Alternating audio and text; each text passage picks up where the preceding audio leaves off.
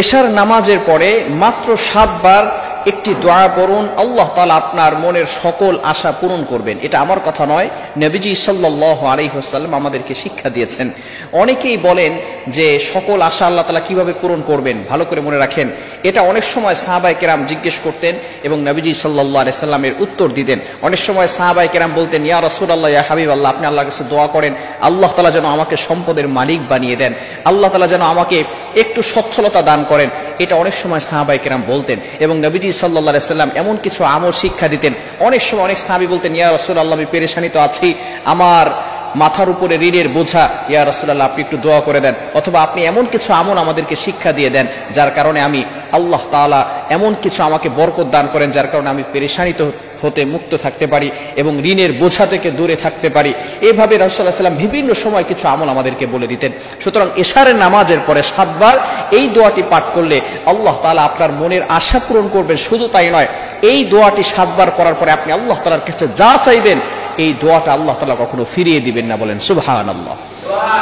এজন্য অবশ্যই আমরা এই দোয়াটা পড়ার চেষ্টা করব। নবীজি সাল্লাল্লাহু আলাইহি ওয়াসাল্লাম সকাল সন্ধ্যার কিছু আমল করতেন। ফজরের নামাজের পরে আমল করতেন, মাগরিবের নামাজের পরে আমল করতেন, ইশারের নামাজের পরেও তিনি আমল করতেন। সুতরাং ইশারের নামাজের পরে আমরাও এই আমলটা 7 বার করে পড়া আজকে থেকে শুরু করে দিব।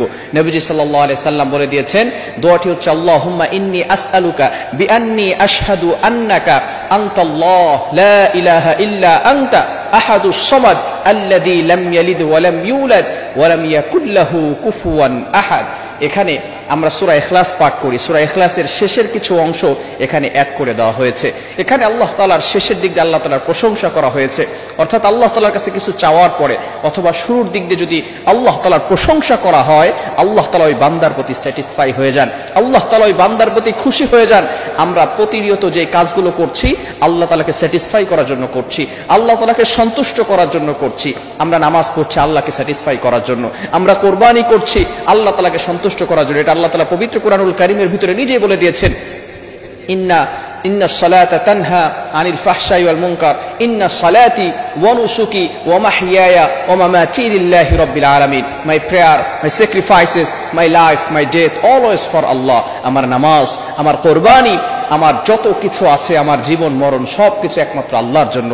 আমরা সবসময় আল্লাহ তাআলাকে সন্তুষ্ট করার জন্য কাজ করতে চাই। যখনই আল্লাহ তাআলার প্রশংসা করা হয় তখনই কিন্তু আল্লাহ তাআলা বান্দার প্রতি খুশি হয়ে যান। সুতরাং এই যে এশার নামাজের পরে এই দোয়াটা আমরা আল্লাহর কাছে চাইব। অনেক সময় আমরা কঠিন বিপদের ভিতরে পড়ে যাই, তখন আমরা এমপি, মন্ত্রী, মিনিস্টারের কাছে যাই, বিভিন্ন সময় মানুষের কাছে গিয়ে চাইতে থাকি, মানুষের কাছে অভাবের কথা বলতে থাকি, পেরেশানির কথা মানুষের কাছে আমরা বলতে থাকি।